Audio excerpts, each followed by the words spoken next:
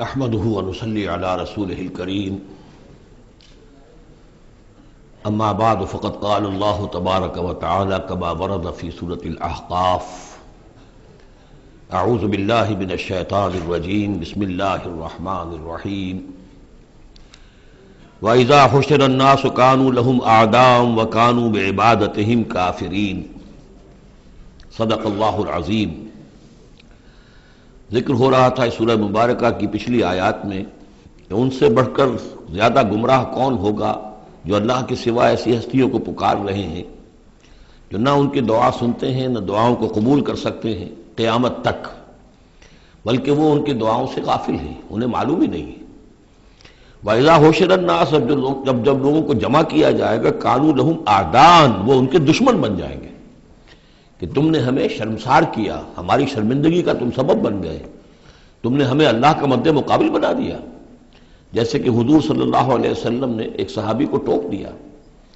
وہ اپنے کسی گفتگو کے انداز میں، اور ظاہر بات ہے کہ ان کی نیت تو وہ نہیں تھی کہ حضور کو اللہ کے برابر کر دیں، لیکن الفاظ ایسے ان کی زبان سے نکلے ما شاء اللہ و ما شئت، جو اللہ چاہے اور آپ چاہیں، اسی پر ٹوک دیا حضور نے، اجعلتنی للہ ندًا، کیا تم نے مجھے اللہ کا مد مقابل بنا دیا ہے؟ مشیت صرف اللہ کی ہے۔ تو یہ اولیاء اللہ، یہ فرشتے، یہ پیغمبر، اگر انہیں آپ نے اللہ کے برابر بنا دیا، ان کو پکار رہے ہیں، ان سے دعائیں کر رہے ہیں، تو یہ تو گویا کہ ان کے لیے شرمندگی کی بات ہوگی اللہ کے سامنے، تو وہ دشمن بنیں گے۔ وَإِذَا حُشِرَ النَّاسُ كَانُوا لَهُمْ أَعْدَاءً وَكَانُوا بِعِبَادَتِهِمْ كَافِرِينَ، اور وہ تو ان کی عبادت کا انکار کریں گے۔ وَإِذَا تُتْلَىٰ عَلَيْهِمْ آيَاتُنَا بَيِّنَاتٍ، اور جب انہیں سنائی جاتی ہیں پڑھ کر ہماری آیات بینات، قَالَ الَّذِينَ كَفَرُوا لِلْحَقِّ لَمَّا جَاءَهُمْ، تو یہ کافر کہتے ہیں اس حق کے بارے میں جو ان کے پاس آیا ہے، هَذَا سِحْرٌ مُبِينٌ، یہ تو کھلا جادو ہے۔ أَمْ يَقُولُونَ افْتَرَاهُ، کیا کہ اسے گھڑ لیا ہے، یعنی محمد صلی اللہ علیہ وسلم نے یہ قرآن خود تصنیف کیا ہے۔ قُلْ إِنِ افْتَرَيْتُهُ فَلَا تَمْلِكُونَ لِي مِنَ اللَّهِ شَيْئًا، اے نبی ان سے کہہ دیجئے کہ اگر میں نے یہ گھڑ کر اللہ کی طرف منسوب کیا ہوتا تو تم مجھے اللہ کے پکڑ سے کچھ بھی نہیں بچا سکتے۔ یہ مضمون آئے گا آخری پارے میں، لو تقول علینا بعض الاقاویل، بلکہ 29ویں پارے میں، لاخذناہ بالیمین ثم لقطعنا منہ الوتین، کہ اگر بالفرض خدا نہ خواستہ اگر محمد صلی اللہ علیہ وسلم کوئی چیز گھڑ کر ہماری طرف منسوب کر دیں تو ہم ان کا داہنا ہاتھ پکڑیں گے اور پھر ان کی رگے جان کو کاٹ دیں گے۔ ظاہر بات ہے کہ یہ صرف اس میں جو غصہ ہے وہ ان لوگوں پر ہے جو کہہ رہے تھے۔ هو عالم بما تفیدون فیہ، اللہ تعالیٰ خوب جانتا ہے جن چیزوں میں تم لگے ہوئے، جو کچھ تم کہہ رہے ہو، جو تمہارا ظاہری قول ہے اس کو بھی جانتا ہے، اور جو تمہارے دل میں چھپا ہوا اسے بھی جانتا ہے۔ کفا بہ شہیدا بینی و بینکم، اور وہ کافی ہے بطور گواہ میرے اور تمہارے مابین، وہ جانتا ہے کہ میں اس کا رسول ہوں، اس نے میرے پاس وحی بھیجی ہے۔ وہو الغفور الرحیم، اور وہ بخشنے والا ہے، رحم فرمانے والا۔ قل ما کنت بدعا من الرسل، اے نبی ان سے یہ بھی کہیے کہ میں کوئی نیا نویلا رسول تو نہیں ہوں، کوئی پہلا رسول ہوں تو نہیں ہوں میں کہ مجھ سے پہلے کوئی رسول آئے نہ ہوں۔ بہت سے رسول آئے ہیں، ہاں میں آخری رسول ضرور ہوں، لیکن میں کوئی نیا سا رسول تو نہیں ہوں کہ کوئی ایک نئی بات ہو بالکل۔ بدعا، اسی سے وہ بدعت کا لفظ بنا ہے ہمارے ہاں، جو چیز دین میں نہیں ہے اور لا کر اس کو آغاز کر دیا جائے تو در حقیقت وہ بدعت ہے۔ تو ما کنت بدعا من الرسول، جیسے کہ ہم سورہ آل عمران میں پڑھ آئے ہیں، وما محمد الا رسول قد خلت من قبلہ الرسل۔ اسی طریقہ سے عیسیٰ ابن مریم کے بارے میں آیا ہے علیہ الصلوۃ والسلام کہ عیسیٰ ابن مریم کیا ہے؟ رسول، اور ان سے پہلے بہت سے رسول گزرے ہیں۔ قل ما کنت بدعا من الرسل وما ادری ما یفعل بی ولا بکم، اور مجھے کچھ معلوم نہیں ہے کہ کیا کیا جائے گا میرے ساتھ اور کیا کیا جائے گا تمہارے ساتھ۔ یعنی اس سے مراد یہ نہ سمجھیے کہ حضور کو یہ معلوم نہیں تھا کہ آخرت میں میرے ساتھ کیا کیا جائے گا، وَلَلْآخِرَةُ خَيْرٌ وَأَبْقَىٰ، حضور کے لیے تو یقیناً آخرت جو بہت بہتر ہے، لیکن یہ کہ ابھی کیا ہونے والا ہے، کل کیا ہونے والا ہے۔ ظاہر بات ہے کہ طائف آپ گئے تھے تو بڑی امیدیں لے کر گئے تھے نا، لیکن یہ کہ وہاں جا کر جو صورتحال ہوئی گویا کہ وہ حضور کی توقعات کے بالکل خلاف تھی۔ آپ کو تو امید تھی کہ کوئی نہ کوئی بڑا جو وہاں کا سرداروں میں سے کوئی نہ کوئی اگر مان لے گا میری بات کو تو میں پھر اپنا، چونکہ مکے میں تو اب ابو طالب کا انتقال ہو گیا اور وہی دنیاوی اعتبار سے میرے لیے پروٹیکشن کا ذریعہ تھے، لہذا اب کوئی اگر بڑا رئیس اور بڑا کوئی سردار جو ہے طائف کا وہ ایمان لے آئے تو میں اپنا یہ مرکز وہاں شفٹ کر دوں، لیکن یہ کہ وہاں وہ بات پوری نہیں ہو سکی۔ تو ما کنت ما ادری ما یفعل بی ولا بکم، مجھے یہ معلوم نہیں ہے کہ کیا کیا جائے گا میرے ساتھ، کیا ہوگا اور کیا ہوگا تمہارے ساتھ. ان اتبع الا ما یوحی الی، میں تو بس پیروی کر رہا ہوں اس کی جو میری طرف وحی کی جا رہی ہے. وما انا الا نذیر مبین، اور میں نہیں ہوں مگر کھلا خبردار کر دینے والا، بس میری حیثیت تو یہ ہے. قل ارأیتم ان کان من عند اللہ وکفرتم بہ، اے نبی ان سے کہیے کہ ذرا غور کرو، سوچ لو، اگر ان کان من عند اللہ، جو چیز اللہ کی طرف سے آئی ہے یہ ہے واقعتاً اللہ کی طرف سے، وکفرتم بہ،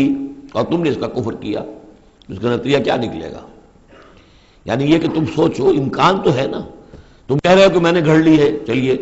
حالانکہ دل میں تم جانتے ہو کہ یہ گھڑی بھی کتاب نہیں ہے. اگر گھڑی بھی کتاب ہوتی، انسان کی تصنیف ہوتی، تو تم بھی اس کا مقابلہ کرتے. تمہیں چیلنج دیا گیا ہے کہ اس جیسی کتاب بنا لاؤ، اس جیسی ایک صورت ہی بنا لاؤ، تو تمہارے دل میں وہ بات نہیں ہے. لیکن سوچ لو ذرا کہ اگر یہ شے واقعتاً اللہ کی طرف سے ہے، قل ارأیتم ان کان من عند اللہ وکفرتم بہ، اور تم نے اس کا انکار کر دیا. وشہد شاہد من بنی اسرائیل علی مثلہ، اور گواہی دے چکا ہے ایک گواہ بنی اسرائیل میں سے ایک ایسی ہی کتاب کی. اصل میں اس میں کافی تفسیر کے اندر اقوال میں اختلاف ہے کہ اس سے مراد جو ہے عام مومنین اہل کتاب ہیں یا حضرت موسیٰ علیہ السلام، اس لیے کہ کتاب استثناء میں جو پیشن گوئی ہے اس میں یہ الفاظ ہیں کہ اے موسیٰ، میں ان کے بھائیوں میں سے تیرے مثل ایک پیغمبر اٹھاؤں گا. کتاب استثناء کے 18ویں باب کی 18 اور 19ویں آیات ہیں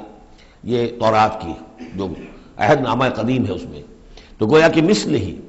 یعنی حضرت موسیٰ کی طرح کے محمد ہے، حضرت محمد کی طرح کے موسیٰ ہیں علیہ الصلوۃ والسلام، کیونکہ صاحب شریعت رسول ہے حضرت موسیٰ علیہ السلام. حضرت عیسیٰ صاحب شریعت نہیں ہے، صاحب کتاب ہے، انجیل دی گئی ہے، انجیل میں شریعت نہیں ہے، انجیل میں حکمت ہے. کل ہم پڑھ چکے ہیں جئتکم بالحکمہ، میں تمہارے پاس حکمت لے کر آیا. شریعت، قانون، یہ در حقیقت تورات میں تھی، حضرت موسیٰ علیہ السلام کو دی گئی، اور یا پھر محمد الرسول اللہ صلی اللہ علیہ وسلم کو قرآن دیا گیا، اور یہ آخری اور کامل شریعت دی گئی. فآمنوا واستکبرتم، تو وہ تو ایمان لے آئے اور تم استکبار کر رہے ہو. یعنی یہود میں سے تو بہت سے علماء ایسے بھی تھے، بہت زیادہ نہیں لیکن تھے. عبداللہ ابن سلام رضی اللہ تعالیٰ عنہ بہت اہم ان کے علماء میں سے تھے، وہ ایمان لائے ہیں. تو وہ تو ایمان لے آئے. فاستکبرتم، اور تم استکبار میں اور گھمنڈ میں پڑے ہوئے ہو. ان اللہ لا یہدی القوم الظالمین، اللہ ظالموں کو ہدایت نہیں دیتا. وقال الذین کفروا للذین آمنوا لو کان خیرا ما سبقونا الیہ، اور کہا ان لوگوں نے جنہوں نے کفر کی روش اختیار کی ان لوگوں کے بارے میں جو ایمان لائے، کیونکہ ان میں سے زیادہ تر جو حضور کے آس پاس ہوتے تھے، اس لیے کہ بہرحال ان میں بڑے بڑے لوگ بھی تھے جو ایمان لائے تھے حضور پر. حضرت عثمان ابن عفان بھی تھے، بڑے بڑے گھرانے کے فرد تھے. عبد الرحمن ابن عوف بھی تھے، وہ بھی کوئی غرباء اور فقراء میں سے تو نہیں تھے. طلحہ اور زبیر بھی تھے، تو وہ بھی بڑے اونچے خاندانوں سے تھے. لیکن یہ کہ عام طور پر حضور کے آس پاس جو ہوتے تھے یہ لوگ اپنے اپنے کاموں کے اندر بھی مصروف ہوتے تھے، لیکن جو غرباء تھے وہ حضور کے ارد گرد زیادہ موجود رہتے تھے. اور یہ بات بار بار آ چکی ہے حضرت نوح کے بیان میں بھی اور پھر حضور کے بارے میں بھی کہ اے محمد تمہارے گرد تو ہم بیٹھے ہوتے ہیں ہمارے کمی کاری لوگ، بڑے گھٹیا لوگ، ہمارے پس طبقات کے لوگ جو ہیں، کوئی غلام ہے ہمارا، کوئی اور یہاں پہ محنت مزدوری کرنے والا ہے، تو ہمارے شایان شان نہیں ہے کہ ہم آپ کے پاس آ کر بیٹھیں. یعنی ذرا ان کو اپنے سے دور کرو. جس پر کہ اللہ تعالیٰ نے کئی مرتبہ یہ فرمایا کہ اے نبی آپ ان کی بات پر نہ جائیے، اور کہیں ان اہل ایمان کو کہ جو صبح و شام اللہ کو پکارتے ہیں اور اللہ کی رضا جوئی میں لگے ہوئے ہیں، ان کو کہیں آپ اپنے سے دور نہ کر دیں. اگر ایسا آپ کریں گے تو یہ ظلم ہو جائے گا. لیکن بہرحال ان کا کہنا یہ تھا کہ اگر یہ لوگ جو ہیں، اگر واقعتاً یہ خیر ہوتا، لو کان خیرا ما سبقونا، اگر یہ واقعتاً خیر ہوتا قرآن اور یہ دین، تو یہ لوگ جو ہیں یہ اس میں سبقت نہ کرتے ہم سے. بڑے ہم ہیں، سمجھدار ہم ہیں، دانشور ہم ہیں، ایلیٹ آف دی سوسائٹی ہم ہیں، تو ہم نے تو پیش قدمی کی نہیں ہے. لیکن یہ لوگ پیش قدمی کر رہے ہیں، تو اس کا مطلب ہے کہ یہ بات بھی گھٹیا ہی ہے جو تم پیش کر رہے ہو، جس کو گھٹیا قسم کے لوگ قبول کر رہے ہیں. یہ طنز ہے اس میں چھپا ہوا. وقال الذین کفروا للذین آمنوا لو کان خیرا ما سبقونا وَإِذْ لَمْ يَهْتَدُوا بِهِ فَسَيَقُولُونَ هَذَا إِفْكٌ قَدِيمٌ. اور جب یہ اس قرآن کے ذریعے سے ہدایت نہیں پا رہے تو کہتے ہیں کہ یہ تو گھڑا ہوا چیز، گھڑی ہوئی چیز ہے، افک ہے، پرانی شے ہے. وَمِن قَبْلِهِ كِتَابُ مُوسَىٰ إِمَامًا وَرَحْمَةً، حالانکہ اس سے پہلے موسیٰ کی کتاب موجود تھی اور اب بھی ہے، امامًا ورحمہ، وہ بھی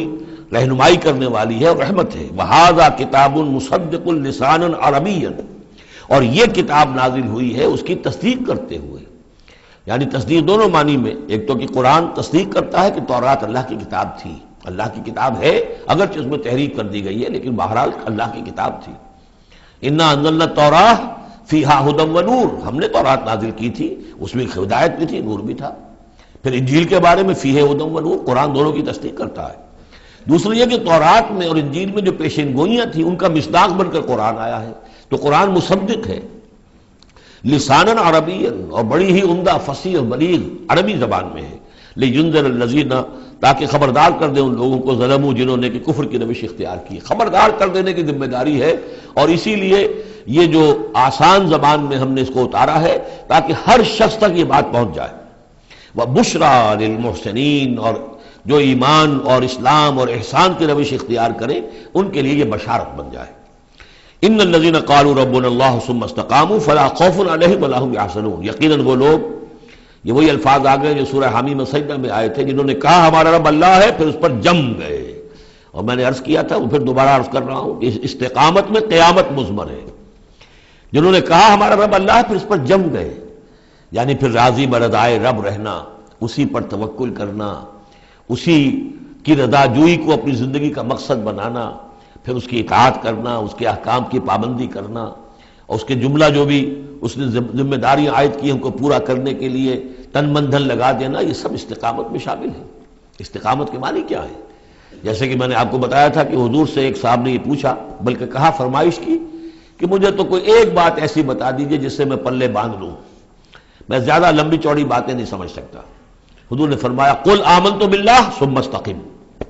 کہو کہ میں ایمان لایا اللہ پر پھر جم جاؤ، ٹھک جائے تمہارا دل اس کے اوپر کہ واقعتاً پالن ہار وہی ہے، پروردگار وہی ہے، حاجت روا وہی ہے، مشکل کشا وہی ہے، اور وہ ہماری دعاؤں کا سننے والا وہی ہے۔ پھر یہ کہ اسی کے لیے انسان ہمتاً اپنے آپ کو وقف کر دے، ان صلاتی و نسکی و محیای و مماتی للہ رب العالمین۔ ان الذین قالوا ربنا اللہ ثم استقاموا فلا خوف علیہم ولا هم یحزنون، یہ استقامت والے جو ہیں تو اولیاء اللہ ہو گئے نا۔ پھر جیسے کہ ہم نے سورہ یونس میں پڑھا تھا، الا ان اولیاء اللہ لا خوف علیہم ولا هم یحزنون الذین آمنوا وکانوا یتقون، جو ایمان لائے اور اس پر مستقیم ہو گئے، قائم ہو گئے، جازم ہو گئے، اور وہی تو اللہ کے ولی ہیں، وہی اللہ کے دوست ہیں، ان کے لیے نہ کوئی خوف ہے نہ وہ کسی حزن سے دوچار ہوں گے۔ اولئک اصحاب الجنت خالدین فیہا، وہ جنت والے لوگ ہیں، اس میں رہیں گے ہمیشہ ہمیش، جزاء بما کانوا یعملون، اور یہ جزا ہوگا ان کے اعمال کا۔ یہ بات کئی دفعہ میں نے واضح کی ہے کہ بندے کو یہ سمجھنا چاہیے، اور یہی بندے کہیں گے جنت میں داخل ہونے کے بعد بھی کہیں گے اللہ کے نیک بندے، کہ ہماری یہ طاقت نہیں تھی، صلاحیت نہیں تھی کہ ہم اپنے بل پر اور اپنے اعمال کے بل پر یہاں جنت میں داخل ہو سکتے، یہ اللہ کا فضل ہے۔ الحمدللہ الذی ہدانا لہذا وما کننا لنہتدی لولا ان ہدانا اللہ، کل شکر اس اللہ کا جس نے ہمیں یہاں داخل کیا اور ہمیں پہنچا دیا یہاں تک ہماری رہنمائی فرما دی، اور ہم ہرگز ہدایت نہ پا سکتے اگر اللہ ہی ہمیں ہدایت نہ دیتا۔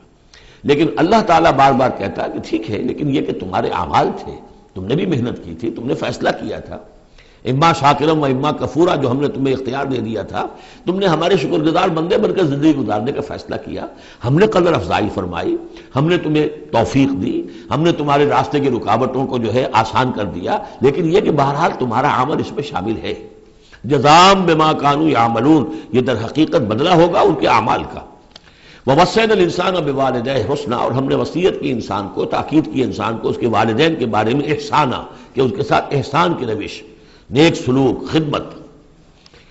اور اس میں بھی خاص طور پر والدہ کا معاملہ جو ہے یہ سورہ بنی اسرائیل میں بھی ہے اور یہاں بھی ہے، وہاں بھی آیا تھا ووصینا الانسان بوالدیہ حملتہ امہ وہنا علی وہن وفصالہ فی عامین۔ تو والدین میں جو ہے والدہ کا حق فائق ہے والد کے حق پر، ویسے دونوں کے ساتھ حسن سلوک ہو، دونوں کا ادب ہو۔ وَإِمَّا يَبْلُغَنَّ عِندَكَ الْكِبَرَ أَحَدُهُمَا أَوْ كِلَاهُمَا فَلَا تَقُل لَّهُمَا أُفٍّ وَلَا تَنْهَرْهُمَا وَقُل لَّهُمَا قَوْلًا كَرِيمًا، یہ ہم پڑھ چکے ہیں، لیکن یہاں بھی اور وہاں بھی خاص طور پر والدہ کا، اس لیے کہ مشقت جو ہے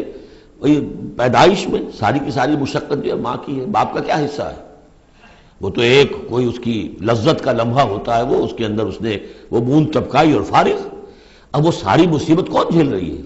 وہ عورت جھیل رہی ہے، ماں جھیل رہی ہے۔ سارا پریگننسی کا دور جو ہے، اس میں ابتدائی دور جو ہے، اس میں اسے جی بتلا رہا ہے، الٹیاں آ رہی ہیں، چیزوں سے نفرت ہو رہی ہے، پھر جب بوجھل ہو گئی ہے، جسم بوجھل ہو گیا ہے، بوجھ اٹھائے ہوئے ہے، پھر وضع حمل کی مشقتیں ہیں، وہ درد ذیل ہے، پھر اس کو دودھ پلانا ہے 2 سال تک، اس کے جو اس کو گند ہے اس کو صاف کرنا ہے، پوتڑے دھونے ہیں، یہ سارے کام کون کر رہا ہے؟ ماں کر رہی ہے۔ باپ کا تو اس میں حصہ ڈائریکٹ نہیں، انڈائریکٹ ہے کہ بہرحال وہ کمائی کرتا ہے، پرووائڈ کرتا ہے، یہ بات دوسری ہے، لیکن جو مشقت ماں کی ہے، اسی لیے حدیث میں آتا ہے کہ ایک صحابی نے حضور سے سوال کیا کہ میرے حسن سلوک کا سب سے اولین مستحق کون ہے؟ آپ نے فرمایا تمہاری والدہ۔ انہوں نے پوچھا پھر ان کے بعد کون؟ فرمایا پھر تمہاری والدہ۔ تیسری مرتبہ پھر کون حضور؟ پھر والدہ تمہاری۔ چوتھی مرتبہ جب اس نے پوچھا ان کے بعد کون، تو آپ نے فرمایا تمہارے والد۔ یعنی والدہ کا حق جو ہے وہ والد کے حق پر، یہ ہے اخلاقی حق۔ قانونی حق والد کا زیادہ ہے، اگر سیپریشن ہو جائے گی تو اولاد والد کی ہے، قانونی حق اس کا زیادہ ہے، لیکن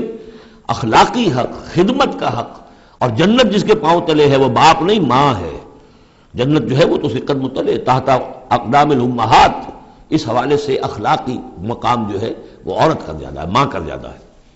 فرمایا حملتہ امہ کرہا ووضعتہ کرہا، اس کی ماں نے اسے اٹھائے رکھا اپنے پیٹ میں تکلیف جھیل کر، اور پھر اس کو وضع حمل ہوا، اس کو جنا تکلیف کے ساتھ، وحملہ وفصالہ 30 شہرا، اور اس کا یہ حمل اور پھر دودھ پلانا یہ لگ بھگ جو ہے 30 مہینے ہوتے ہیں۔ حتی اذا بلغ اشدہ، یہاں تک کہ جب وہ اپنی پوری قوت کو پہنچتا ہے، بلوغت کو پہنچتا ہے، اور یہاں سے بلوغت سے مراد جو ہے وہ نفسیاتی بلوغت ہے،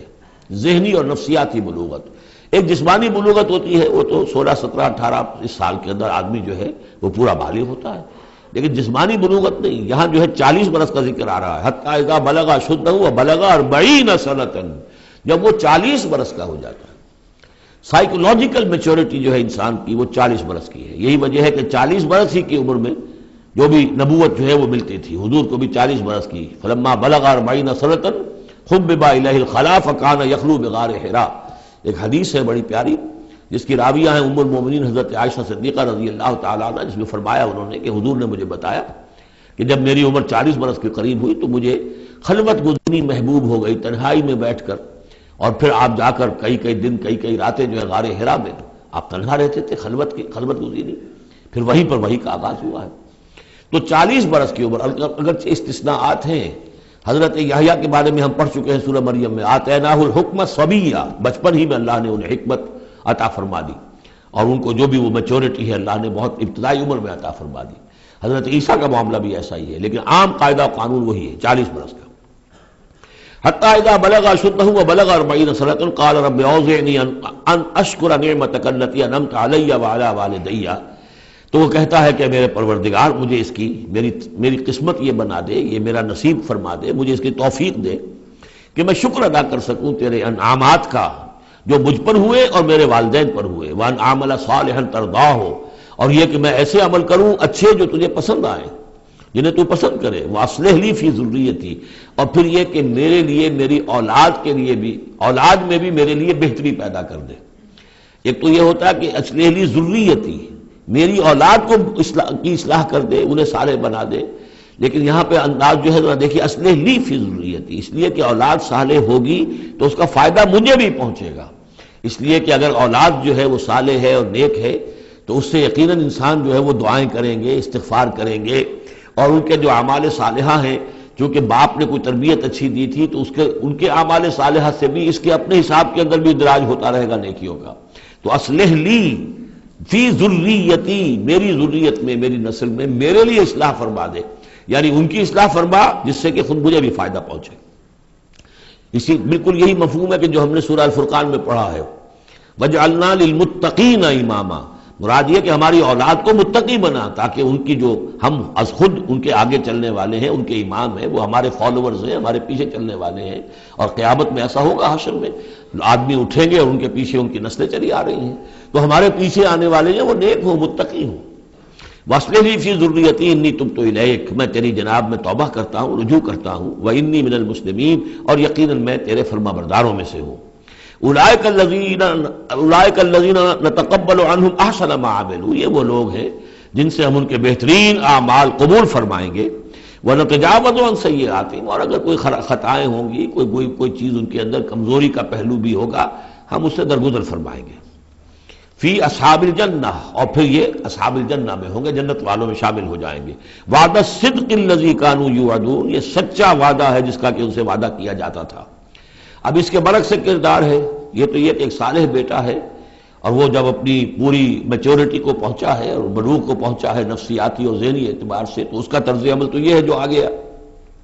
رب اوزعنی ان اشکر نعمتک التی انعمت علی وعلی والدی وان اعمل صالحا ترضاہ واصلح لی فی ذریتی۔ ایک دوسرا برعکس کردار ہے، والذی قال لوالدیہ اف لکما اتعداننی ان اخرج وقد خلت القرون من قبلی، اور وہ شخص جو اپنے والدین سے کہتا ہے، والدین مسلمان ہیں لیکن بیٹا آوارہ ہو گیا ہے یا ذہنی طور پر جو ہے وہ گمراہ ہو گیا ہے، وہ نہ آخرت کو مان رہا ہے نہ اللہ کو مان رہا ہے، کسی اور رخ پہ جا رہا ہے،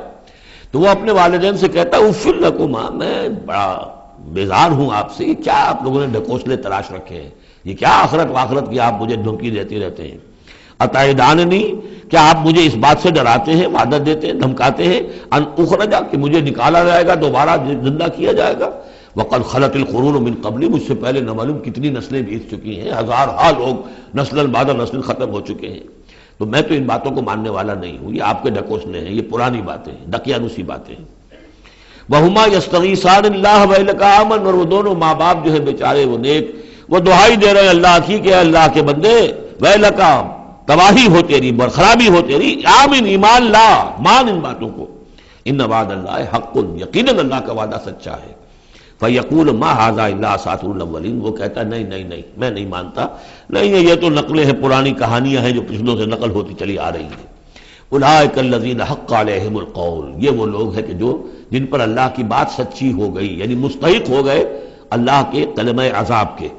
فی امم قد خلت من قبلہم، اور انہی قوموں کے اندر وہ بھی پھر شامل کر دیے جائیں گے جو ان سے پہلے گزر چکی ہیں، من الجن والانس، جنات میں سے بھی اور انسانوں میں سے بھی، انہم کانوا خاسرین، یقیناً وہی لوگ ہیں خسارے والے، برباد ہونے والے۔ وَلِكُلٍّ دَرَجَاتٌ مِّمَّا عَمِلُوا، اور سب کے لیے درجے اور مقامات معین ہوں گے ان کے اعمال کے اعتبار سے۔ وَلِيُوَفِّيَهُمْ، اور تاکہ اللہ تعالیٰ پورا ان کے اعمال، وَلِيُوَفِّيَهُمْ أَعْمَالَهُمْ وَهُمْ لَا يُظْلَمُونَ، پورا ان کو دے دے گا ان کے اعمال کا بدلہ، اور ان پر کوئی ظلم نہیں ہوگا، کوئی حق تلفی نہیں ہوگی۔ وَيَوْمَ يُعْرَضُ الَّذِينَ كَفَرُوا عَلَى النَّارِ، اور جس دن کہ یہ کافر پیش کیے جائیں گے آگ پر، اور اس وقت ان سے کہا جائے گا اذهبتم طیباتکم فی حیاتکم الدنیا واستمتعتم بها، دیکھو بھائی تم نے اپنے جو مزے لینے تھے، لوٹنے تھے، عیش کرنے تھے، وہ تم دنیا کی زندگی میں کر چکے ہو، تم نے وہاں حرام خوریاں کی، حلال اور حرام کی تمیز کو ختم کیا، تم نے وہاں عیش کیے، اذهبتم طیباتکم، اپنی مزے کی چیزیں جو ہے وہ تم لے جا چکے، فی حیاتکم الدنیا، تم اپنی دنیا کی زندگی میں، واستمتعتم بها، اور اس سے تم نے بہت فائدہ اٹھا لیا۔ فَالْيَوْمَ تُجْزَوْنَ عَذَابَ الْهُونِ بِمَا كُنتُمْ تَسْتَكْبِرُونَ فِي الْأَرْضِ بِغَيْرِ الْحَقِّ، تو آج اب تمہیں بہت ہی اہانت آمیز عذاب دیا جائے گا، ذلت کا عذاب، بسبب اس تکبر کے جو تم کرتے رہے ہوئے زمین میں ناحق، وَبِمَا كُنتُمْ تَفْسُقُونَ، اور جو تم نے وہاں پر نافرمانیاں کی ہیں اور ہمارے احکام کو توڑا ہے۔ وَاذْكُرْ أَخَا عَادٍ، اور ذرا تذکرہ کیجئے اخا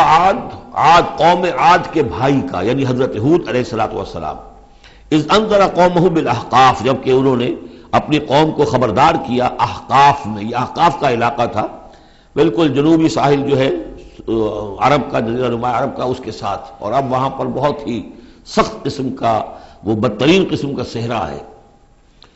احقاف۔ وقد خلت النذر من بین یدیہ ومن خلفہ، ان سے پہلے بھی، ان کے سامنے بھی اور بہت سے خبردار کرنے والے آئے تھے۔ یہ میں نے عرض کیا تھا کہ انبیاء متعدد آ کر پھر آخری کوئی رسول آتا تھا کہ جو پھر آخری اتمام حجت کرتا تھا۔ اللہ تعبدوا الا اللہ، انہوں نے یہی دعوت دی تھی کہ مت پوجو کسی کو سوائے اللہ کے۔ انی اخاف علیکم عذاب یوم عظیم، مجھے اندیشہ ہے تمہارے اوپر، تمہارے بارے میں کہ ایک بڑے دن کا عذاب تم پر آئے گا۔ قالوا اجئتنا لتافکنا عن آلہتنا، انہوں نے کہا کہ کیا تم اس لیے آئے ہو اے ہود کہ تم ہمیں اپنے معبودوں سے برگشتہ کر دو؟ فاتنا بما تعدنا ان کنت من الصادقین، تو اگر تم سچے ہو تو جس عذاب کی دھمکی ہمیں دے رہے وہ لے آؤ۔ قال انما العلم عند اللہ، انہوں نے کہا کہ اس کا علم تو اللہ کے پاس ہے، کل علم اللہ کے پاس ہے، وہ عذاب آئے گا، کب آئے گا، کس صورت میں آئے گا، میں نہیں جانتا، وہ اللہ جانتا ہے۔ وَأُبَلِّغُكُم مَّا أُرْسِلْتُ بِهِ، اور میں تو تمہیں پہنچا رہا ہوں وہ جو اس نے مجھے دے کر بھیجا ہے۔ جو پیغام اس نے دیا میں پہنچا رہا ہوں، میرا کام انذار ہے، ابلاغ ہے، پہنچا دینا ہے، واضح کر دینا ہے۔ وَلَٰكِنِّي أَرَاكُمْ قَوْمًا تَجْهَلُونَ، لیکن میں دیکھ رہا ہوں کہ تم نے بہت جہالت کی روش اختیار کر لی ہے، بجائے اس کے کہ میری بات پر غور کرو، دیکھو، سوچو، دل میں اترے تو اسے قبول کرو۔ تم نے تو گویا کہ ادھار کھائے بیٹھے ہو اس کی نفی پر اور اس کو نہ ماننے پر، تو تم جہالت پر اتر آئے ہو۔ فَلَمَّا رَأَوْهُ عَارِضًا مُسْتَقْبِلَ أَوْدِيَتِهِمْ،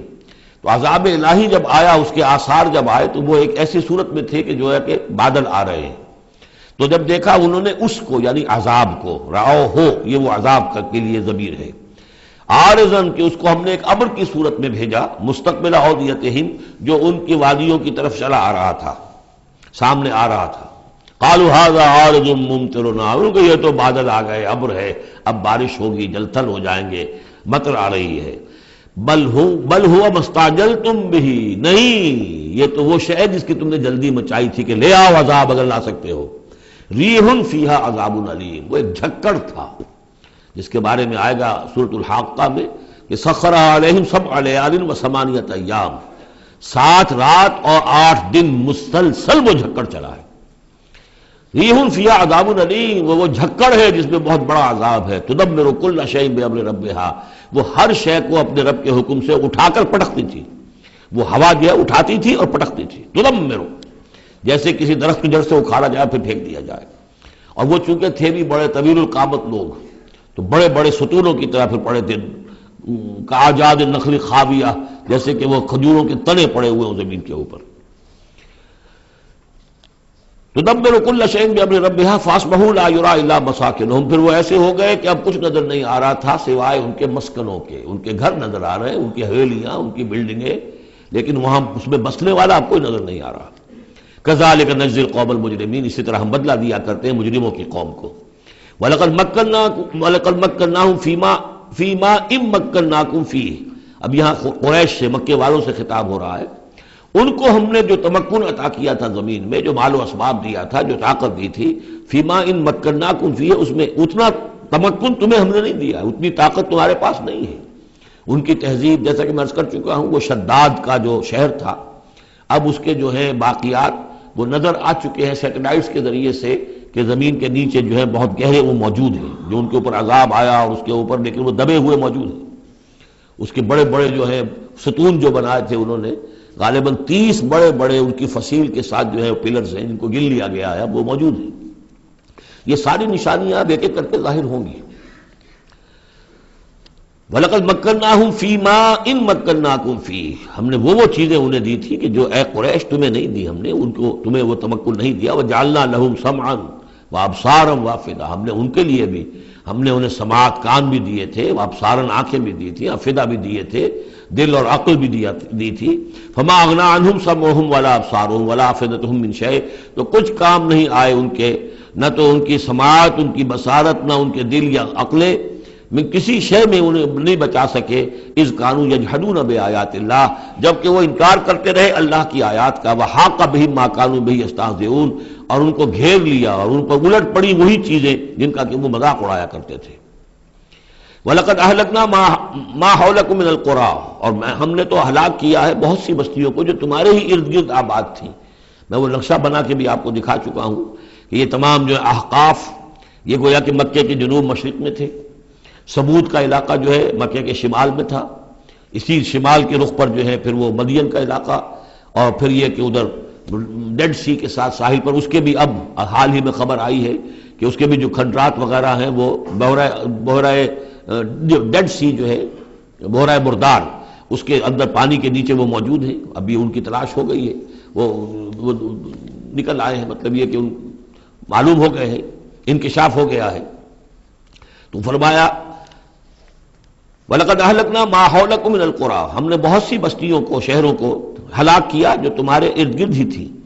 وَصَرَّفْنَا الْآيَاتِ لَعَلَّهُمْ يَرْجِعُونَ، اور اسی طرح ہم نے پھیر پھیر کر ان کو یہ آیات اپنی سنائی ہے تاکہ وہ رجوع کریں، پلٹیں، لوٹیں۔ فَلَوْلَا نَصَرَهُمُ الَّذِينَ اتَّخَذُوا مِن دُونِ اللَّهِ قُرْبَانًا آلِهَةً، تو کیوں نہ مدد کی ان ہستیوں نے جنہیں انہوں نے اللہ کے سوا سمجھا تھا کہ یہ معبود ہیں جو اللہ کی طرف، ہم اللہ سے ہمیں قریب کر دیں گے، ہمیں تقرب اللہ کا ہمارا ضرورت،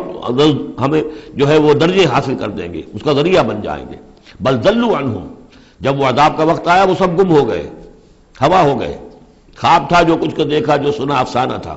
وذالک افکہم، یہ تو اصل میں ان کی من گھڑت باتیں تھیں، ان میں حقیقت تو تھی ہی نہیں۔ وما کانوا یفترون، اور جو کچھ بھی افطرا وہ کر رہے تھے وہ تھا۔ وَإِذْ صَرَفْنَا، اب وہ واقعہ آ رہا ہے جس کا میں نے آج شروع میں تذکرہ کیا تھا، اور حضور صلی اللہ علیہ وسلم، اور یہ واقعہ جو ہے جبکہ حضور گئے تھے طائف، اور طائف سے جب واپس آ رہے تھے تو آپ نے نخلا، ایک مقام ہے وادی نخلا، اس میں چند دن قیام کیا مکے جانے سے پہلے، اور چونکہ دل گرفتہ تو بہت تھی جب آپ طائف سے واپس آئے ہیں، طائف میں جو کچھ بیتی تھی وہ آپ کو معلوم ہے۔ بہرحال وہاں آپ فجر کے وقت ایک روز نماز فجر کی پڑھ رہے تھے اور قرآن مجید پڑھ رہے تھے، اس میں قرآن الفجر ہم پڑھ آئے ہیں، فجر کی نماز میں طویل قرات ہوتی ہے، تو ایک امام ایک مقتدی، امام تھے حضور صلی اللہ علیہ وسلم، مقتدی تھے حضرت زید بن حارثہ، آپ کے منہ بولے بیٹے، آپ کے آزاد شدہ غلام۔ اس وقت یہ ہے کہ وہاں سے گزر ہوا کچھ جنوں کی ایک جماعت کا، اور وہ ٹھہر گئے، ٹھٹک کر کھڑے ہوئے، اور وہ سنتے رہے قرآن، حضور پڑھ رہے ہیں وہ سن رہے ہیں، تو اس پر وہ ایمان لائے، اور پھر جا کر اپنی قوم میں انہوں نے فوراً تبلیغ شروع کر دی۔ تو یہ بات ہمارے لیے بڑی عبرت کی بات ہے کہ جنات کی ایک جماعت نے ایک ہی دفعہ قرآن سنا، ایمان بھی لے آئے اور فوراً مبلغ بن گئے اس کے۔ لیکن ہم جو ہے سنتے ہیں اور ایک کان سے سن کر دوسرے کان سے نکال دیتے ہیں، ہماری زندگی میں کوئی تبدیلی نہیں آتی۔ تو بڑا قابل غور ہے یہ مقام قرآن مجید کا۔ وَإِذْ صَرَفْنَا إِلَيْكَ نَفَرًا مِنَ الْجِنِّ، اور جب کہ ہم نے آپ کی طرف متوجہ کر دیا اے نبی جنوں کی ایک جماعت کو، یستمعون القرآن، کہ وہ قرآن سننے لگے، فلما حضروہ، جب وہاں وہ پہنچے، قالوا انصتوا، انہوں نے کہا چپ ہو جاؤ، خاموش رہو، سنو، توجہ سے سنو۔ اب دیکھیے جو بات قرآن مجید میں آئی ہے وَإِذَا قُرِئَ الْقُرْآنُ فَاسْتَمِعُوا لَهُ وَأَنصِتُوا، معلوم ہوتا ہے کہ یہ وہ ان جنات میں سے تھے کہ جو طبعاً نیک تھے، شریف تھے، اس اعتبار سے ان کے اندر وہ جو مادہ تھا وہ موجود تھا، بلکہ آگے چل کر معلوم ہوگا کہ وہ حضرت موسیٰ علیہ السلام کے ماننے والے تھے، ان پر گویا کہ وہ اہل کتاب جنات تھے۔ تو انہوں نے جب سنا تو بڑی توجہ کے ساتھ جو ہے وہ سننے لگے، اور کہا خاموش ہو جاؤ، سنو توجہ سے۔ فلما قضی، تو جب وہ آپ کی قرات ختم ہو گئی، وَلَّوْا إِلَىٰ قَوْمِهِمْ مُنذِرِينَ، تو فوراً اپنی قوم کی طرف پلٹے انہیں خبردار کرنے کے لیے، اور کیا کہا انہوں نے، قالوا یا قومنا انا سمعنا کتابا انزل من بعد موسیٰ، معلوم ہوا موسیٰ کے ماننے والے تھے، اے ہماری قوم کے لوگوں، ہم نے سنا ہے، ہم نے کتاب سنی ہے جو نازل ہوئی ہے اب موسیٰ کے بعد، کتاب جو نازل ہوئی ہے موسیٰ کے بعد وہ قرآن ہی ہے۔ اگرچہ ہم مانن کہہ دیتے ہیں عرفاً، انجیل کو بھی کتاب، لیکن کتاب کا لفظ میں نے بارہا آپ کو بتایا ہے کہ شریعت کے لیے آتا ہے، کتاب قوانین کے لیے آتا ہے، کتب علیکم کتب علیکم کتب علیکم، نماز بھی ہے کتابا موقوتا، عدت کے لیے آیا حتیٰ یبلغ الکتاب اجلہ، تو شریعت کے احکام کے لیے جو ہے وہ اصل میں یہ لفظ خاص ہے۔ تو تورات چونکہ شریعت کی حامل تھی، اور قرآن پھر شریعت دوسری جو آئی ہے موسیٰ کی شریعت کے بعد وہ شریعت محمد ہی ہے صلی اللہ علیہ وسلم، ورنہ ظاہر بات ہے کہ ان کے علم میں ہوگا کہ حضرت عیسیٰ بھی آئے اور وہ ایک کتاب تو لائے، لیکن یہ کہ اس میں شریعت نہیں۔ قالوا یا قومنا انا سمعنا کتابا انزل من بعد موسیٰ مصدقا لما بین یدیہ، اور یہ تصدیق کرتے ہوئے آئی ہے اس کی جو اس کے سامنے موجود ہے، یعنی تورات، یہدی الی الحق، اور یہ رہنمائی کر رہی ہے حق کی طرف، وَإِلَىٰ طَرِیقٍ مُسْتَقِیم، اور ایسے راستے کی طرف جو بالکل سیدھا ہے، صراط مستقیم، صراط بھی راستہ، طریق بھی راستہ، سبیل بھی راستہ، سواء سبیل سیدھا راستہ، صراط مستقیم سیدھا راستہ، طریق مستقیم۔ یا قومنا اجیبوا داعی اللہ، اے ہماری قوم کے لوگوں، اللہ کی طرف پکارنے والے کی پکار پر لبیک کہو، مانو، ایمان لاؤ، وآمنوا بہ یغفر لکم من ذنوبکم، تو ان پر ایمان لاؤ تاکہ اللہ تعالیٰ جو ہے تمہارے گناہوں کو بخش دے، وَيُجِرْكُم مِّنْ عَذَابٍ علیم، اور تمہیں بچا دے عذاب علیم سے، دردناک عذاب سے۔ وَمَن لَّا يُجِبْ دَاعِيَ اللَّهِ فَلَيْسَ بِمُعْجِزٍ فِي الْأَرْضِ، اور جو نہیں لبیک کہتا اللہ کی طرف پکارنے والے کی پکار پر، تو وہ پھر فَلَيْسَ بِمُعْجِزٍ، وہ اللہ تعالیٰ کو ہرا نہیں سکے گا، شکست نہیں دے سکے گا زمین میں، وَلَيْسَ لَهُ مِن دُونِهِ أَوْلِيَاء، اور نہیں ہوں گے اس کے لیے کوئی ایسے اس کے رفیق اور اس کے پشت پناہ اور مددگار جو اسے اللہ کی پکڑ سے بچا سکے۔ أُولَٰئِكَ فِي ضَلَالٍ مُّبِينٍ، یہ لوگ تو گویا کہ کھلی گمراہی کے اندر ہوں گے۔ اب یہ بات جو ہے جیسا کہ میں نے اس کے قابل غور ہے ہمارے لیے۔ اب ظاہر بات ہے کہ داعی جب تک نبوت کا سلسلہ جاری تھا وہ اللہ کے نبی ہوتے تھے، اب حضور کے بعد اب دائی جو ہوں گے وہ امت میں سے ہوں گے، کوئی اٹھے گا اللہ کا بندہ، پھر دین کی دعوت دے گا، پھر قرآن کی طرف بلائے گا، پھر لوگوں سے کہے گا کہ آؤ چلو اس راستے پر چلو، اللہ کے دین کا راستہ یہ ہے، اقامت دین کی جد و جہد میں لگو، اس کے لیے اپنے تن بندھن لگاؤ، ان صلاتی و نسکی و محیایا و مماتی للہ رب العالمین۔ اب نبی تو کوئی نہیں آئے گا سوائے ان کے جو دجال ہیں، جھوٹے نبی ہیں جنہوں نے دعوے کیے ہیں، وہ تو چھوڑ دیے ان کو، لیکن نبی نہیں آنے والا، نبوت کا دروازہ بند ہو چکا، لیکن دعوت اللہ کا دروازہ بند نہیں ہوا ہے، اس کا سلسلہ بند نہیں ہوا، بلکہ اب تو اس امت کے ذمے بحثیت مجموعی کو ذمہ داری لگا دی گئی۔ وَكَذَلِكَ جَعَلْنَاكُمْ أُمَّةً وَسَطًا لِتَكُونُوا شُهَدَاءَ عَلَى النَّاسِ وَيَكُونَ الرَّسُولُ عَلَيْكُمْ شَهِيدًا، تمہارے ذمے ہے۔ كُنتُمْ خَيْرَ أُمَّةٍ أُخْرِجَتْ لِلنَّاسِ تَأْمُرُونَ بِالْمَعْرُوفِ وَتَنْهَوْنَ عَنِ الْمُنكَرِ وَتُؤْمِنُونَ بِاللَّهِ أَوَلَمْ يَرَوْا أَنَّ اللَّهَ الَّذِي خَلَقَ السَّمَاوَاتِ وَالْأَرْضَ وَلَمْ يَعْيَ بِخَلْقِهِنَّ، کیا انہوں نے دیکھا نہیں، غور نہیں کیا؟ وہ اللہ جس نے آسمانوں اور زمین کی تخلیق فرمائی اور وہ تھکا نہیں، ہارا نہیں اس سے، ان کی تخلیق سے، یعنی جیسے کہ سورہ قاف میں ہم پڑھیں گے افعینا بالخلق الاول، کیا ہم عاجز آ گئے ایک دفعہ بنانے کے بعد، ہماری ساری جو بھی کریٹو ایکٹیویٹی تھی اور کریٹو پوٹینشیل ہمارا ختم ہو گیا، ایگزاسٹ ہو گیا، ہم دوبارہ نہیں بنا سکتے تمہیں؟ تو لم یا بخلقہن، وہ عاجز نہیں آ گیا ان کی تخلیق سے، اب اس کی جو خلاقی کی قوت ہے وہ ختم نہیں ہو گئی ہے۔ بقادر علی ان یحیی الموتى، تو کیا وہ قادر نہیں ہوگا اس پر کہ مردوں کو زندہ کر دے؟ بلا، کیوں نہیں، انہ علی کل شیء قدیر، یقیناً وہ ہر چیز پر قادر ہے۔ وَيَوْمَ يُعْرَضُ الَّذِينَ كَفَرُوا عَلَى النَّارِ، اور جس روز کے پیش کیے جائیں گے یہ کافر آگ پر، أَلَيْسَ هَذَا بِالْحَقِّ، اس وقت سوال کیا جائے گا یہ ہے حق، یہ حقیقت ہے یا نہیں؟ تم ڈھکوسلا کہتے تھے، تم کہتے تھے کہ ایسی ہمیں دھونس دی جا رہی ہے، کوئی جہنم وغیرہ نہیں، کوئی حساب کتاب نہیں، کوئی جزا و سزا نہیں، کوئی باس بعد الموت نہیں، أَلَيْسَ هَذَا بِالْحَقِّ، کیا یہ حقیقت نہیں ہے؟ قالوا بلا وربنا، وہ کہیں گے کیوں نہیں، ہمارے پروردگار تیری قسم یہ حق ہے۔ قال فذوقوا العذاب بما كنتم تکفرون، تو اللہ فرمائے گا اب چکھو اس عذاب کا مزہ اپنے اس کفر کی پاداش میں جو تم کرتے رہے ہو، فاصبر۔ اب آخری بات حضور سے، فاصبر کما صبر اولو العزم من الرسل، اے محمد صلی اللہ علیہ وسلم آپ بھی صبر کیجئے جیسے کہ ہمارے اولو العزم رسول آپ سے پہلے صبر کرتے رہے۔ یہ اولو العزم من الرسل عام طور پر خیال ہے کہ 5 ہیں، بعض حضرات 7 شمار کرتے ہیں، حضرت ہود حضرت صالح کو بھی شامل کرتے ہیں، لیکن 5 پر چونکہ اسی سلسلہ سور کی صورت ہے سورہ شورى جس میں 5 کا ذکر ہے۔ شرع لکم من الدین ما وصى به نوحا والذی اوحینا الیک وما وصینا به ابراہیم وموسیٰ وعیسیٰ، حضرت نوح، حضرت ابراہیم،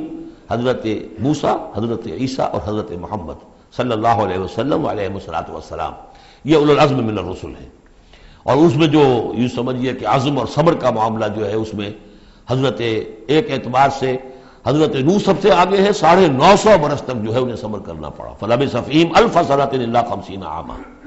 اور ایک ذاتی تکلیف اس میں حضرت ایوب علیہ السلام، ان کو جو کوفت ذاتی تکلیف، بیماری، نہایت ہی تکلیف دہ بیماری،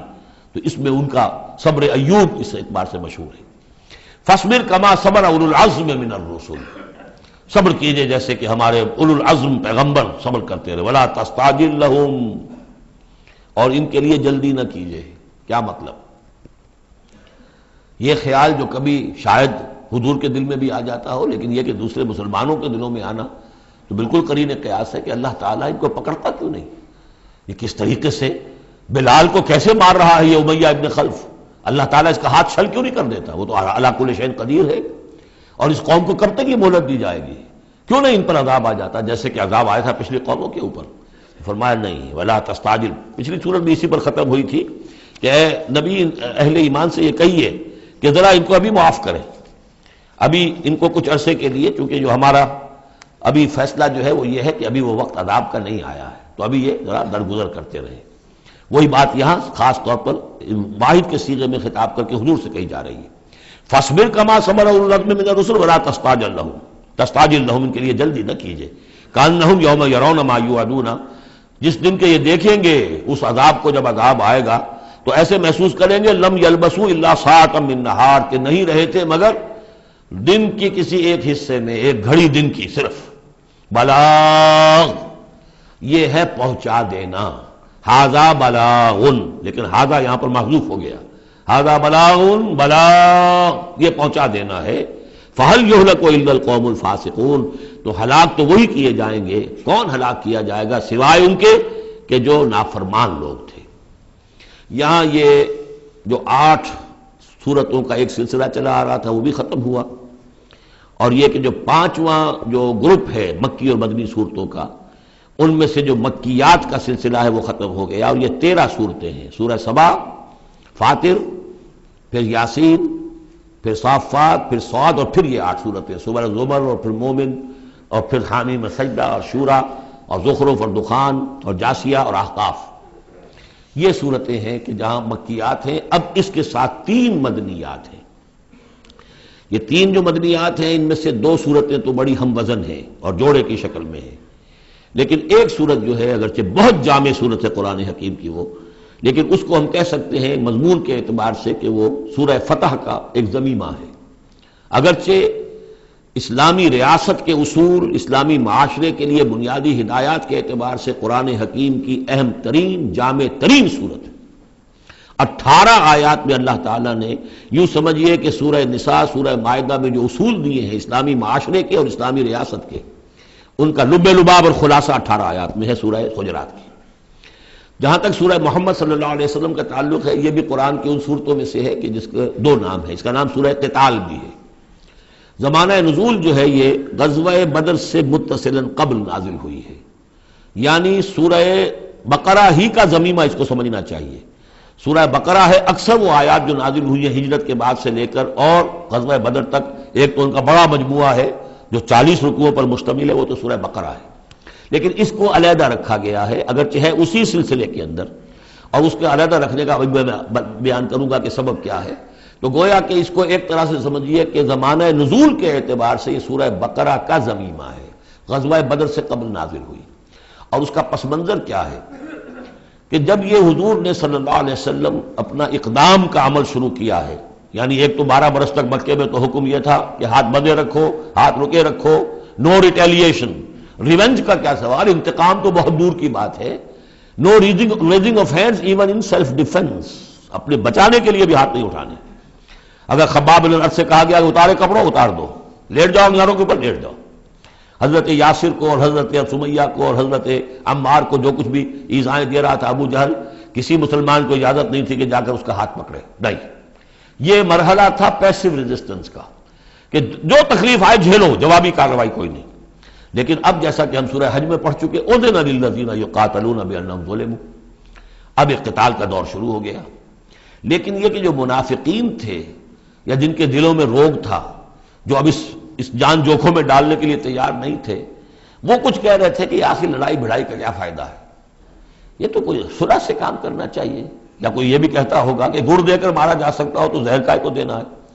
ہم اپنی دعوت و تبلیغ کے کام کو بس جاری رکھیں۔ اور یہ تو محمد نے، معاذ اللہ میں ان کی بات نقل کر رہا ہوں، یہ محمد نے خود جو ہے مہم جوئی شروع کر دی ہے کہ انہوں نے جو ہے ان کو چھیڑ چھاڑ شروع کر دی، ان کے قافلوں کا تعاقب شروع کر دیا، ان کی جو ہے وہ گویا کہ لائف لائن کے اوپر ہاتھ ڈال دیا۔ تو یہ جو حقیقت اقدام تو کر رہے ہیں یہ خود، اور اس سے گویا کہ لڑائی بھڑائی کا سلسلہ شروع ہو جائے گا۔ تو ان کے دلوں میں تو تھا روگ نفاق کا کہ وہ چاہتے نہیں تھے کہ ہمارے ایمان کا یہ امتحان ہو جائے کہ ہم سے کہا جائے کہ نکلو اللہ کی راہ میں جان ہتھیلی پر رکھ کر، لیکن وہ جو اس کی آڑ لے رہے تھے وہ کہہ رہے تھے کہ یہ لڑائی بھڑائی اور یہ جو ہے فساد، بلکہ صلح جوئی کے ساتھ معاملہ کرو۔ اور نوٹ کر لیجیے سورہ بقرہ کے دوسرے رکوع میں آیا تھا وَإِذَا قِيلَ لَهُمْ لَا تُفْسِدُوا فِي الْأَرْضِ قَالُوا إِنَّمَا نَحْنُ مُصْلِحُونَ أَلَا إِنَّهُمْ هُمُ الْمُفْسِدُونَ وَلَٰكِن لَا يَشْعُرُونَ۔ تو گویا کہ اس جو بھی ہو رہی تھی اس وقت، ان کی جو ذہن کی کیفیت تھی، اس میں اللہ تعالیٰ کی طرف سے یہ سورہ مبارکہ نازل ہوئی ہے، اور یہ اسلوب کے اعتبار سے پورے قرآن میں منفرد ہے۔ بالکل ابرپٹلی شروع ہو رہی ہے، کوئی تمہید نہیں، کوئی حروف مقطعات نہیں، کوئی اللہ کی حمد، کوئی اور شے، کچھ نہیں، قرآن مجید کی عظمت کچھ نہیں، بلکہ الذین، اس سے جملہ شروع ہو رہا ہے جو عام طور پر جملے کے شروع کے لیے عام اسلوب نہیں ہے۔ پھر یہ کہ وہ جو اسلوب ہوتا ہے آیات کے آخر میں اللہ تعالیٰ کے اسماء اور اللہ کی صفات کا، انہو عزیز الحکیم، وہ تو بڑا غفور ہے، رحیم ہے، اس طرح کی کوئی شے آپ کو یہاں نہیں ملے گی۔ اسلوب بالکل مختلف ہے، ہر آیت ابرپٹ شروع ہو رہی ہے، سورت بھی ابرپٹلی شروع ہوئی ہے اور ابرپٹلی ختم ہو جائے گی۔ اسی طریقے سے ہر آیت جو ہے شروع ہوتی ہے اور ابرپٹلی ختم ہو جاتی ہے، بغیر کسی اختتامی اللہ کے اسماء اور صفات کے حوالے کے۔ باقی اس میں اور سورہ جو اگلی صورت ہے سورہ فتح، اس میں کیا ترتیب ہے وہ یہ ہے کہ حضور کی انقلابی جد و جہد کا جو آخری مرحلہ تھا، یعنی قتال، آرم کانفلکٹ، اس سے متصلاً قبل یہ سورہ محمد نازل ہو رہی ہے، اور اس کا جو اختتام ہو رہا تھا اور اللہ تعالیٰ کی طرف سے جو فتح آئی ہے اس کی تمہید ہے سورہ حدیبیہ، انا فتحنا لک فتحا مبینا۔ تو گویا کہ یہ دونوں اینڈ ہیں اس کے، جو آخری مرحلہ تھا انقلاب محمدی صلی اللہ علیہ وسلم کی جد و جہد کا، اس میں جو عام کانفلکٹ شروع ہو رہا ہے غزوہ بدر سے، اس سے قبل یہ صورت نازل ہوئی، اور جب آخری فتح ہونے والی ہے اور وہ فتح مکہ کی ہوگی، لیکن اس سے قبل جو اللہ نے تمہیدی فتح دی ہے وہ فتح ہے انا فتحنا لک فتحا مبینا، وہ صلح حدیبیہ جس کا ذکر جو ہے وہ سورہ فتح کے اندر ہے۔ یہ ربط ہے ان میں۔ بسم اللہ الرحمن الرحیم، الذین کفروا وصدوا عن سبیل اللہ اضل اعمالہم، جن لوگوں نے کفر کیا اور اللہ کے راستے سے روکا اور خود بھی رکے، صدا یا سدو میں عرض کر چکا ہوں بار بار، رکنا بھی روکنا بھی، یہ فعل لازم بھی ہے، فعل متعدی بھی ہے۔ جنہوں نے کفر کیا خود بھی رکے اور دوسروں کو بھی روکا اللہ کے راستے سے، اللہ نے ان کی ساری جد و جہد کو ضائع کر دیا، اضل اعمالہم، ان کی ساری کوشش جو تھی اللہ کے دین کے راستے کو روکنے کی، حضور کی دعوت کو کے راستے کو روکنے کی، سب جا چکی، ضائع ہو چکی، اکارت ہو چکی۔ اور اب یہ قافلہ جو ہے دعوت محمدی کا صلی اللہ علیہ وسلم اور انقلاب نبوی کا، یہ اپنے منزل کی طرف بڑھے گا، وہ آخری درجے میں اب شامل ہونے والا ہے۔ والذین آمنوا وعملوا الصالحات وآمنوا بما نزل علی محمد وهو الحق من ربهم کفر عنهم سیئاتهم واصلح بالهم، اور اس کے برعکس جو لوگ ایمان لائے، جنہوں نے نیک عمل کیے اور جو ایمان لائے اس شے پر جو نازل کی گئی ہے محمد پر صلی اللہ علیہ وسلم، وهو الحق، اور وہ حق ہے، من ربهم، ان کے رب کی طرف سے، کفر عنہم سیئاتہم، اللہ نے دور کر دیے، معاف کر دیے ان سے ان کی خطائیں، ان کی غلطیاں، واصلح بالہم، اور ان کے حال کو، ان کی کیفیت کو سنوار دیا، بنا دیا، ان کی سیرتیں، ان کے کردار۔ اب دیکھ لو یہ جو صحابہ کی جماعت جو ہے، ان کی سیرتیں دیکھو، ان کی شخصیتیں دیکھو، اللہ تعالیٰ نے ان کو نکھار کر ان بھٹیوں میں سے گزار کر کے جو مکے میں تھیں، جن میں سے کہ آزمائشوں کی بھٹیوں میں سے نکل کر آئے ہیں، تو کندن ہو چکے ہیں، خالص زر خالص۔ ذالک بان الذین کفروا اتبعوا الباطل، یہ اس لیے کہ جن لوگوں نے کفر کیا انہوں نے باطل کی پیروی کی، لہذا وہ تو نتیجہ اس کا وہی نکلنا تھا جو نکل رہا ہے۔ وان الذین آمنوا اتبعوا الحق من ربهم، اور جو لوگ ایمان لائے انہوں نے پیروی کی حق کی جو ان کے رب کی طرف سے آیا ہے۔ کذالک یضرب اللہ للناس امثالهم، اسی طرح اللہ تعالیٰ لوگوں کے لیے ان کی مثالیں بیان کرتا ہے۔ فَإِذَا لَقِيتُمُ الَّذِينَ كَفَرُوا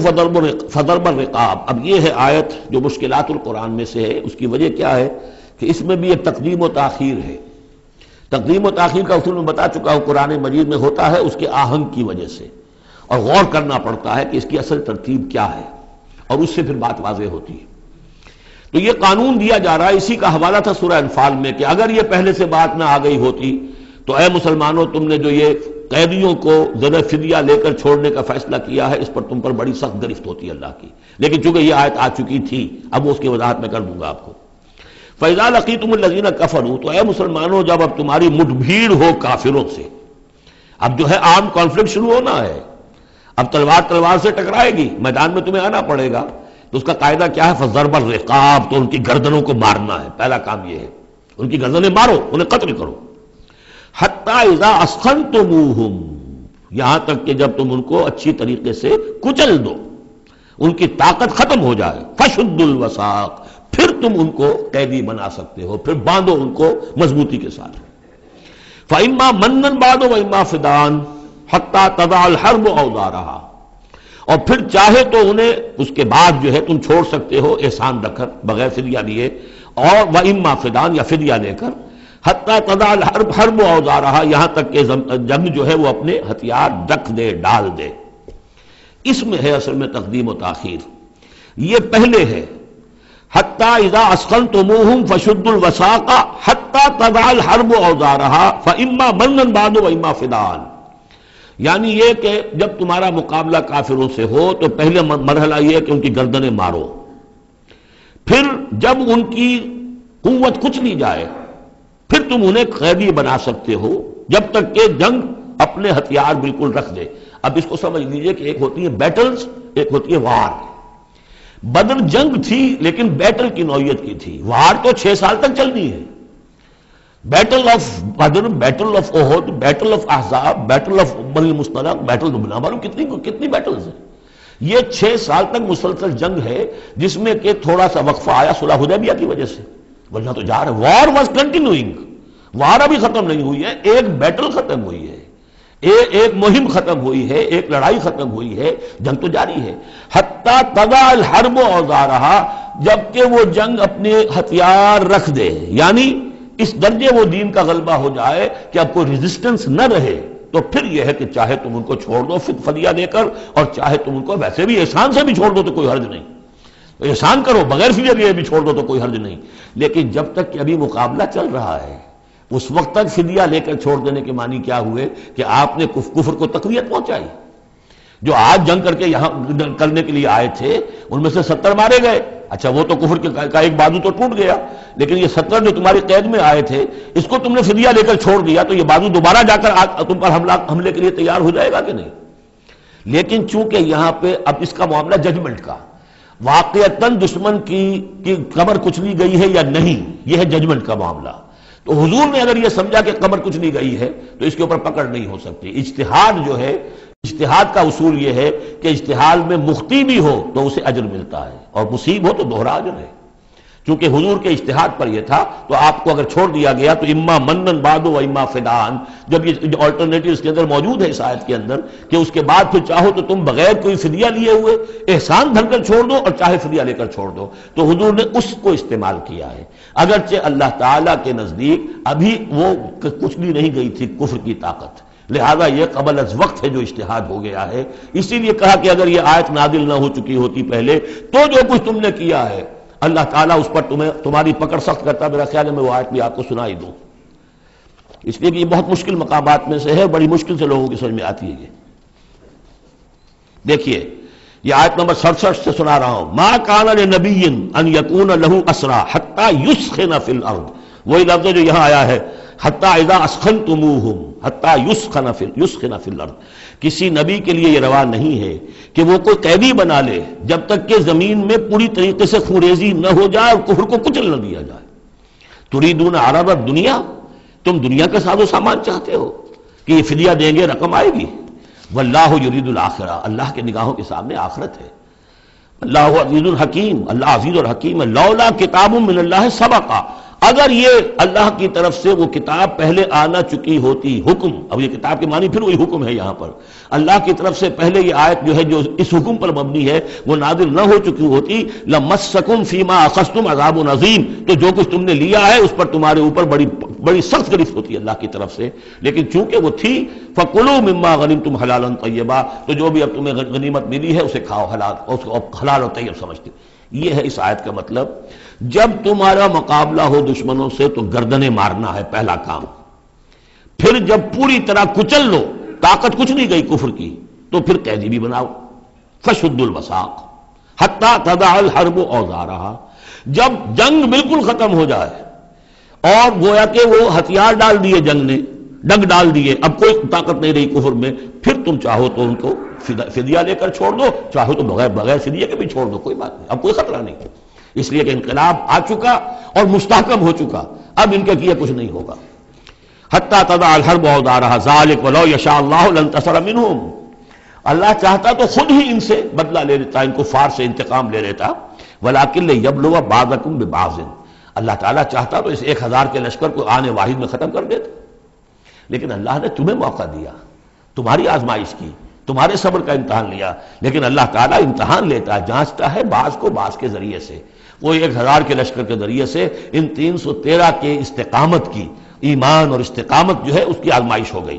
والذین قتلوا فی سبیل اللہ فلن یضل اعمالہم، اور جو لوگ اللہ کی راہ میں قتل ہو گئے تو اللہ تعالیٰ ان کے اعمال کو ضائع کرنے والا نہیں ہے، ان کے سارے اعمال کا بھرپور اجر انہیں مل جائے گا۔ سیہدیہم ویصلح بالہم، اللہ تعالیٰ ان کو راہ دے گا، پہنچا دے گا، جنت تک پہنچا دے گا، اور ان کے جو معاملہ ہوگا وہاں پہ ان کے احوال بہت اعلیٰ ہوں گے، بہت عمدہ ہوں گے۔ وَيُدْخِلُهُمُ الْجَنَّةَ عَرَّفَهَا لَهُمْ، اور داخل کرے گا انہیں اس باغات میں جو پہلے ہی انہیں پہچنوا دی ہے، بتا دیا ہے کہ اس جنت میں کیا کچھ ہوگا، وہ تو ہم بتا چکے ہیں قرآن کے اندر، اس جنت میں داخل کرے گا۔ یا ایھا الذین آمنوا ان تنصروا اللہ ینصرکم ویثبت اقدامکم، اہل ایمان اگر تم اللہ کی مدد کرو گے تو اللہ تمہاری مدد کرے گا اور تمہارے قدموں کو جما دے گا. یہ بہت اہم قانون ہے اللہ کا. تم اللہ کی مدد کرو گے تو اللہ مدد کرے گا. تم اللہ کے دشمنوں سے پینگے بڑھاؤ، دوستیاں کرو، ان کی وفاداریوں کے دم بھرو، انہیں اپنا سرپرست سمجھو، انہیں اپنا حمایتی اور مددگار سمجھو، اور ساتھ ہی دعا کرو تو دعائے قنوت نازلہ چاہے سال بھر کرتے رہو گے، اللہ نہیں سنے گا تمہاری دعا. ڈھاکہ گیا، مشرقی پاکستان گیا، بدترین شکست آ گئی، قنوت نازلہ مکے میں بھی اور مدینے میں بھی پڑھے جا رہے تھے اور پورے پاکستان میں پڑھے جا رہے تھے. اللہ نے نہیں سنی. تمہاری دوستیاں کس سے؟ اللہ سے تو ہے نہیں. اللہ کے خلاف تو اعلان جنگ ہے. تمہاری ساری معیشت سود پر چل رہی ہے. تم نے اللہ کے باغیوں کو دوست بنایا ہوا، انہیں اپنا سرپرست سمجھتے ہو، انہی کی مدد پر تمہارا جو ہے سارا سہارا بھروسہ ہے. آ رہا تھا کوئی جہاز چل کر امریکہ کا، وہ تو نہیں آیا. تو اللہ کیوں سنے گا تمہاری بات؟ ان تنصروا اللہ ینصرکم ویثبت اقدامکم. اگر تم اللہ کی مدد کرو گے، تم اس کے اگر مخلص ہو، فرما بردار ہو، اس کے دین کا جھنڈا لے کر کھڑے ہو گئے ہو، تن من دھن اس کے لیے لگانے کو تیار ہو، اللہ مدد کرے گا اور تمہارے قدم جما دے گا. والذین کفروا فتعسا لهم. اور وہ لوگ جنہوں نے کفر کیا ہے ان کے لیے تو پھر ہے ان کو گویا کہ رد کر دینا، راندہ درگاہ کر دیے جائیں گے، وہ کھائیں ٹھوکریں. وعد اللہ اعمالہم. اللہ نے ان کے تمام اعمال کو، جد و جہد کو، کوششوں کو بالکل گمراہ کر دیا، یعنی ختم ہو گئی وہ، اور ان کا حاصل کچھ نہ ہوا. ذالک بانہم کرہوا ما انزل اللہ فاحبط اعمالہم. اس کی وجہ کیا ہے کہ انہوں نے وہ چیز ناپسند کی جو اللہ نے نازل کی. فاحبط اعمالہم. اللہ نے ان کے تمام نیک اعمال بھی ضائع کر دیے. یعنی آخر ان میں ایسے بھی تھے کفار میں سے جو غریبوں کو کھانا کھلا دیتے تھے، جو حاجیوں کی خدمت کرتے تھے اور سمجھتے تھے بڑی نیکی کا کام ہم کر رہے ہیں. یہ سورہ توبہ میں ہم پڑھ آئے ہیں، اجعلتم سقایۃ الحاج وعمارۃ المسجد الحرام. ان چیزوں کو تم نے بہت بڑی نیکیاں سمجھ رکھا ہے. لیکن یہ کہ اگر تم نے اللہ کے نازل کیے ہوئے قرآن کو ناپسند کیا ہے تو اللہ نے تمہاری ساری اعمال جو ہے حبط کر دیے. افلم یسیروا فی الارض فینظروا کیف کان عاقبۃ الذین من قبلہم. تو کیا یہ زمین میں گھومے پھرے نہیں کہ یہ دیکھتے کہ کیا انجام ہوا ان لوگوں کا جو ان سے پہلے تھے؟ دمر اللہ علیہم. اللہ تعالیٰ نے ان پر ہلاکت کو مسلط کر دیا. وللکافرین امثالھا. اور ان کافروں کے لیے بھی ایسے ہی انجام آئیں گے. ذالک بان اللہ مولا الذین آمنوا وان الکافرین لا مولا لہم. اور یہ اس لیے کہ اللہ تو مولا ہے، رفیق ہے، پشت پناہ ہے، مددگار ہے اہل ایمان کا، اور یہ کہ کافروں کا کوئی مولا ہے ہی نہیں. یہ اصل میں یہیں سے حضور نے پھر وہ نعرہ اخذ کیا تھا جب غزوہ احد میں، جب وقتی طور پر مسلمانوں کی شکست ہو گئی اور حضور بھی اور صحابہ بھی پھر پہاڑ کے اوپر چڑھ گئے احد پر، اور اس کے بعد پھر جو دامن میں کھڑے ہوئے تھے جو کفار کے اس وقت کے سربراہ تھے، اس میں ابو سفیان تھے اور خالد ابن ولید جو بعد میں دونوں ایمان لے آئے صحابہ میں سے ہیں. تو اس وقت یہ ہے کہ ابو سفیان نے نعرہ لگایا تھا لنا عزا ولا عزا لکم. ہمارے لیے عزا جیسی دیوی ہے، اس نے ہماری مدد کی ہے، تمہارے لیے تو عزا ہے ہی نہیں. تو حضور نے کہا تھا مسلمانوں سے جواب دو اللہ مولانا ولا مولا لکم. اللہ ہمارا مولا ہے، تمہارا کوئی مولا نہیں. اس نے کہا تھا اعلی حبل، لیکن یہ کہ اس کے جواب میں کہا گیا اللہ اکبر، اللہ سب سے اعلیٰ بھی ہے، بڑا بھی ہے. تو یہ جو نعرہ ہے کہ اللہ مولانا ولا مولا لکم